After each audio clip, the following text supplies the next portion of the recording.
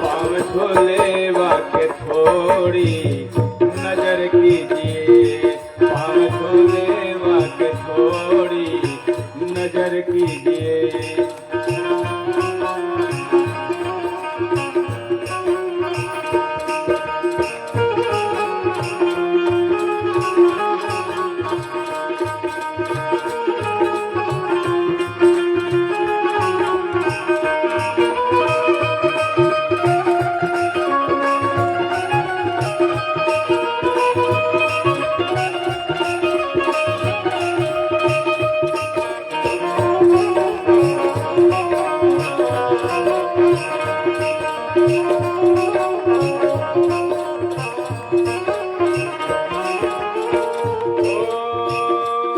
धोके चरणों के रज से हो जाऊंगा,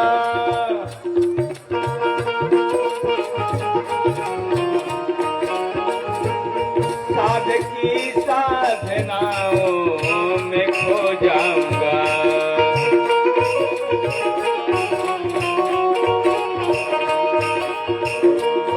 धोके चरणों के रज प्रेम से हो जाऊंगा, साधकी साधनाओं में खो जाऊंगा।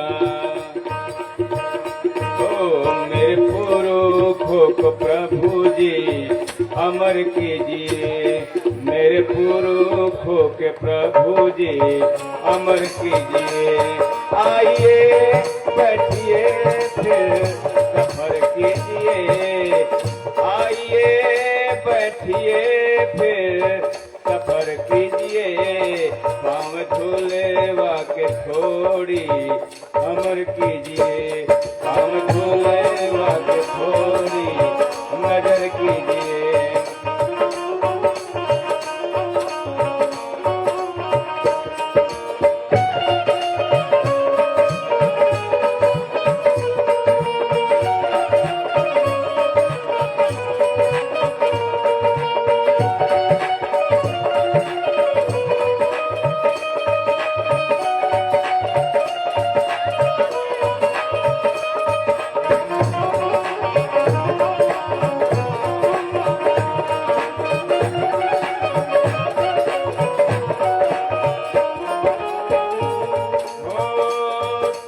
इतिहास मैं जानता आपका,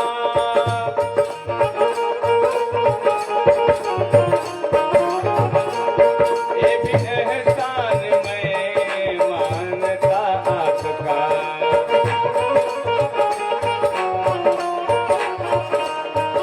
ओ पूर्ण इतिहास मैं जानता आपका, एहसान मैं मानता आपका।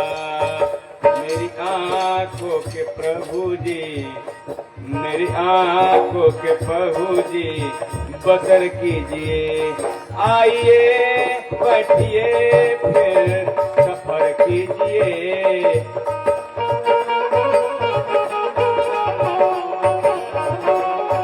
आइए बैठिए फिर सफर कीजिए। पाँव धुलवा के थोड़ी नजर कीजिए, पाँव धुलवा के थोड़ी नजर कीजिए।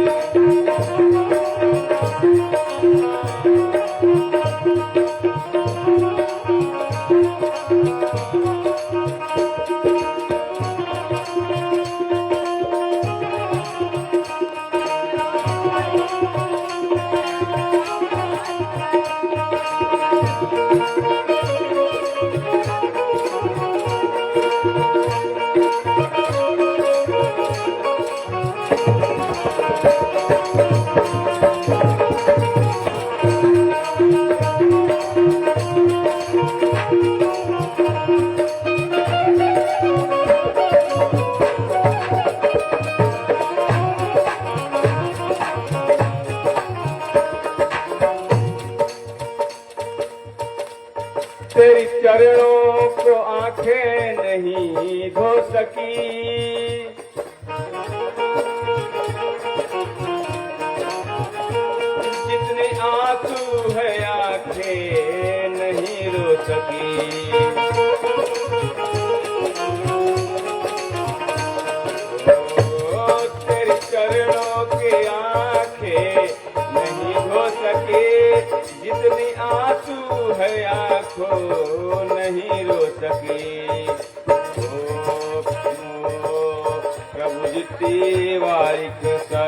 से, ओ प्रभु तिवारी को सर पे नजर कीजिए। आइए बैठिए फिर सफर कीजिए, आइए बैठिए फिर सफर कीजिए। पाँव धुले वाके थोड़ी नजर कीजिए, पाँव धुले वाके थोड़ी नजर कीजिए।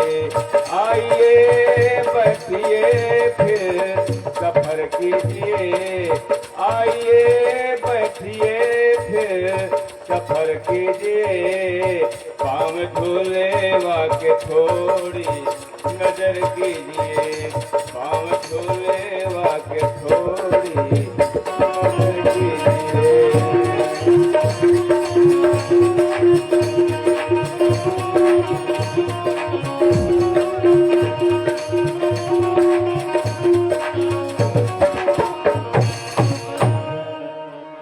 सियावर रामचंद्र भगवान की जय, श्री रामचरितमानस भगवान की जय।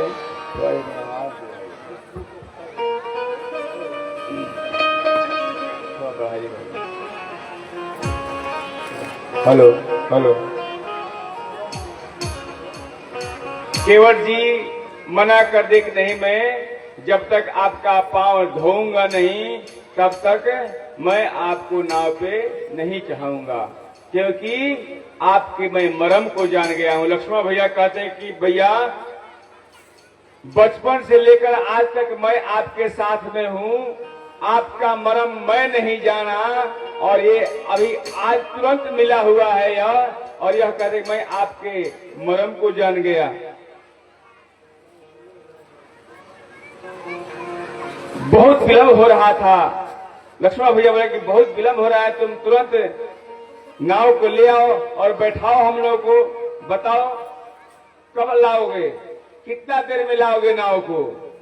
केवट भैया फिर मना करते रह गए, नहीं मैं नाव नहीं लाऊंगा जब तक भगवान बोलेंगे नहीं, राम जी जब तक बोलेंगे नहीं तब तक मैं नाव लाने वाला नहीं हूं।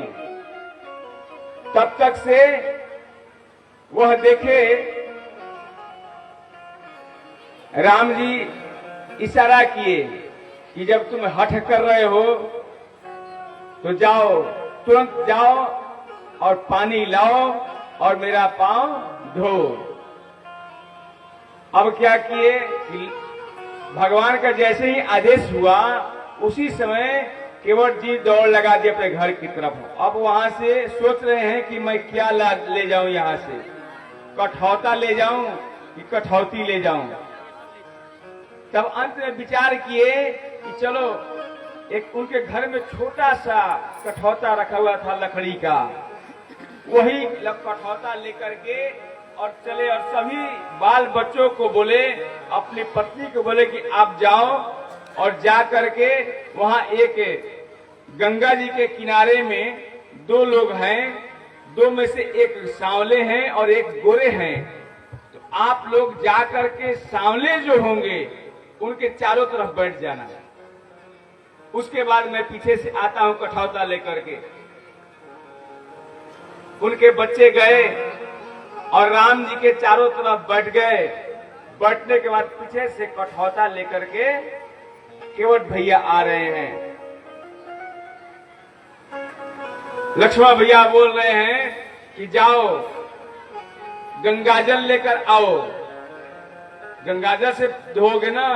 तो केवट भैया बोले कि नहीं, मैं तो पानी ही लाऊंगा, गंगा जी का पानी लाऊंगा, क्योंकि आज इस पानी को गंगाजल बनने का समय आ गया है, और जैसे ही यह गंगाजल हमारे पास उपलब्ध हो जाएगा वैसे ही मैं आपको बता दूंगा कि यह गंगाजल है कि पानी है। क्योंकि जितने भी ऋषि मुनि संत गण हैं भगवान के दर्शन करने के लिए ललायित होते हैं, उनके दर्शन करने के लिए कितने कितने दिनों तक तपस्या में रत रहते हैं, लेकिन उसके बाद बहुत कठिन से भगवान का दर्शन प्राप्त होता है। और आज एक केवट भैया का भाग्य देखिए कि भगवान के चरण धोने जा रहे हैं। कितना भाग्यशाली हैं केवट भैया हमारे कि तीनों लोगों के स्वामी का चरण पखारने का अवसर प्राप्त हुआ है उनको। जाकर के केवट भैया कठौता में गंगा जी में से जल लाते हैं भर के और राम जी को कहते हैं कि आप बैठ जाइए। बैठ करके पहले दाहिना पैर को धोते हैं, दाहिना पैर को धोते हैं, अपने अंगोछा से उस चरणों को साफ करते हैं। फिर कहते कि प्रभु अब दूसरा पैर दीजिए, दूसरा पैर दीजिए। तो दूसरा पैर देते हैं तो जो पहला पैर धोए हैं वह पहला पैर धरती पर टिक जाता है। दूसरा पैर धोने लगे, पहला पैर जो धोए थे उस पानी को स्वयं पी गए। इस तरह करके जब दूसरा पैर धोए तो उस पानी को ही पी गए और फिर कहते हैं कि प्रभु आपका यह जो पहला वाला पैर जो मैं धोया था वह गंदा हो गया, फिर से एक बार और धुलवा लीजिए। फिर केवट जी ने जाकर के पानी लाए, फिर दूसरे बार जो पैर रखे थे धरती पर उसमें मिट्टी लग गया था, फिर धोए, फिर उस पैर के जो धोआ हुआ जल था ग्रहण किए केवट भैया। 3 बार जल को पिए। तो 3 बार जब जल को पी लिए तो अपने अंदर जो उनके मनुष्य के शरीर में 3 ताप होते हैं, दैहिक, भौतिक, दैविक। दैहिक, दैविक और भौतिक 3 ताप होते हैं मनुष्य का, वह तीनों ताप समाप्त हो गए केवट भैया का। अब बारी आई भाई प्रभु हमारा अंदर जो तीनों ताप था वह तो समाप्त हो गया, लेकिन अभी हमारे बच्चे अभी देखिए कैसे मुंह बाय खड़े हुए बैठे हुए हैं, इनको भी आपका चरण धूलि का जो जल है इनको भी चाहिए, भी मांग रहे हैं पीने के लिए। प्रभु आपकी आज्ञा हो तो एक बार फिर मैं जल ले आऊं और फिर धोऊं, तो इनको पिला देता हूं चरणामृत।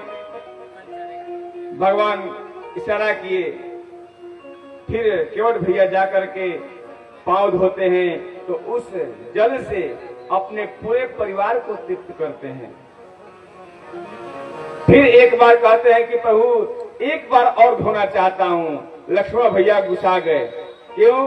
क्योंकि तुम तो बोले थे कि एक बार धो लिए, 2 बार धो लिए, 3 बार धो लिए, 5 बार धो लिए, अब फिर धोने जा रहे हो, धोए जा रहे हो, अब नहीं धोया होगा, अब तुम जल्दी से नाव पर बैठाओ और हम लोग को पार करो, विलंब हो रहा है। भगवान की तरफ इशारा करके केवट भैया बोल रहे कि प्रभु आप तो जानते हैं हमारा परिवार तृप्त हो गया, लेकिन अभी हमारा पूरा गांव बाकी है, उन लोगों को भी तो आपके चरण का जो जल है उसको चाहिए, इसलिए कृपा करके आपकी आज्ञा हो तो एक बार और मैं आपका पैर पखारना चाहता हूं। भगवान ने फिर आदेश दिया और केवट भैया फिर गए, जल लेकर आते हैं, फिर एक बार धोते हैं और उस चरणामृत को पूरे गांव में बंटवाते हैं, पूरे गांव को तृप्त कर देते हैं। इसमें विलंब हो गया, गांव में चरणामृत बांटने में सारे लोग में बांट दिए, केवट भैया सबको पिलाए बारी बारी से। फिर आए भगवान के पास, बोले कि प्रभु एक बार और धोना चाहता हूं। वो किस लिए? भगवान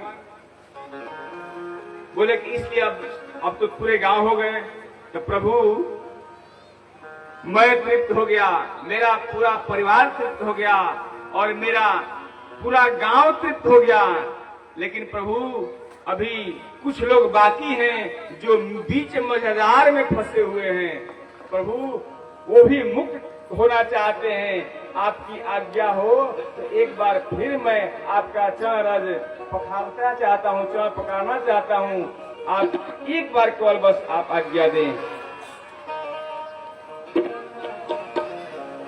लक्ष्मण भैया पूछ रहे कि अब किसको पिलाना है? केवट भैया बोले कि प्रभु हमारे अभी पितर लोग बाकी हैं, अभी हमारे पितर लोग बाकी हैं, इसलिए एक बार आज्ञा दिया जाए और एक बार जब मैं पखार लूंगा उसके बाद मैं आपको अपने नाव में चढ़ा करके ले जाऊंगा। भगवान ने आदेश दिया। और गिलास उधर किधर है गिलास? वहाँ रखो।